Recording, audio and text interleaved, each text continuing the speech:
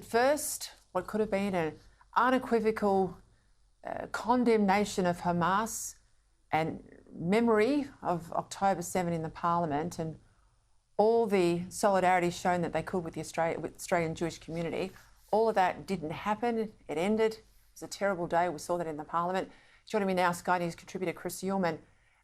We'll get to other things, Chris, but I've got to ask you what you made of that attempt at a bipartisan motion today, but basically squandered by the Prime Minister.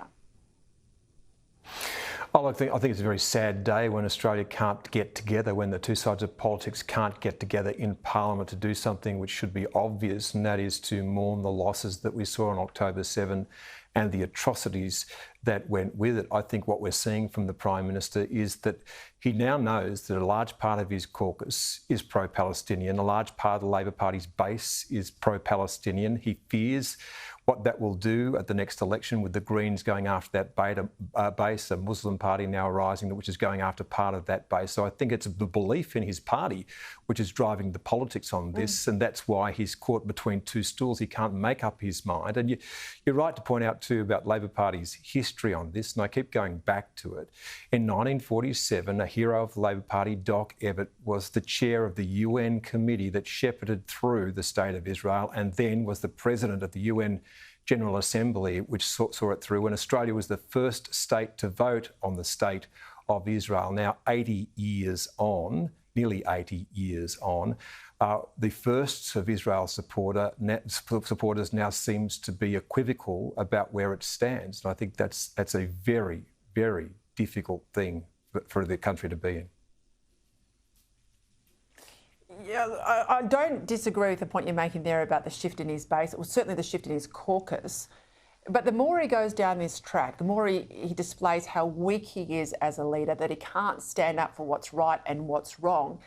I think he leaves himself open to ordinary Australians. We see it in the polls. We saw it in the polls even yesterday about the lack of support for these protests. He leaves ordinary Australians with nowhere to go on the Prime Minister's support. You know, they're not going to vote for a bloke that they see as ostensibly weak. Yeah, well, it says it in Revelations, doesn't it, Peter? If you're neither hot nor cold, then I'll spit you from my mouth. And that's the problem that he has. And I think in these sorts of circumstances, the best thing that you can do is pick and stick. And I don't know that it's a difficult thing for an Australian government to decide that it's going to stand with the only state in that part of the world which is a democracy and has been a long-term friend of Australia. Now, there are really difficult issues, and we've discussed this before too, in the way that Benjamin Netanyahu has behaved in the big miss of the Israeli Defence Forces and its security on October 7. And the thing I fear most now is that it's now fighting in the south of the country and the north of the country. And if it wants to clear the land to get rid of Hezbollah, it's got to go at least 40 kilometres inland, and it can only do that with troops. So Israel now faces an existential threat, and it's going to need all the friends that it can get, and Australia should be one of those friends. Is the Labor right dead, Chris Uhlmann?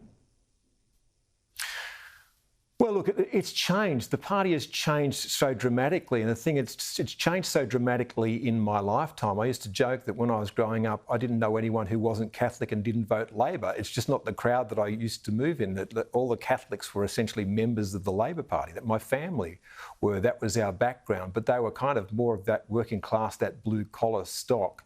And we saw it start in the 1970s with the Don Dunsons and the Gough Whitlams, where they started courting a crowd which was more of a white-collar worker. So now there's this massive divide between the Labor Party as it was and the Labor Party that it is at the moment. And to me, on some things, it's unrecognisable because I just really don't know where it stands anymore. And I think that there are a lot of working-class people who are essentially more conservatives, particularly socially, that would be asking the same question. Mm. Yeah, this will be the debate in the election, where that old Labor vote is going to go, and that I think will determine things, particularly for Peter Dutton, won't it? Yeah, look, I think that the question beyond a shadow of a doubt at the next election is going to be the cost of living. And I think that people might see some of what's going on at the moment as a distraction from the things that they want people to be talking about. I think both leaders really should, at some point, getting back to talking about the cost of living. But on matters of principle, and this is a matter of principle, you would expect, both sides to make their positions particularly clear. Peter Dutton, look, he has the clarity of a very clear position. Adam Bandt has the clarity of a very clear position. The Prime Minister at the moment doesn't have any clarity at all, and because of that, he's vanishing into the background, and it's pretty hard to vote for a shadow.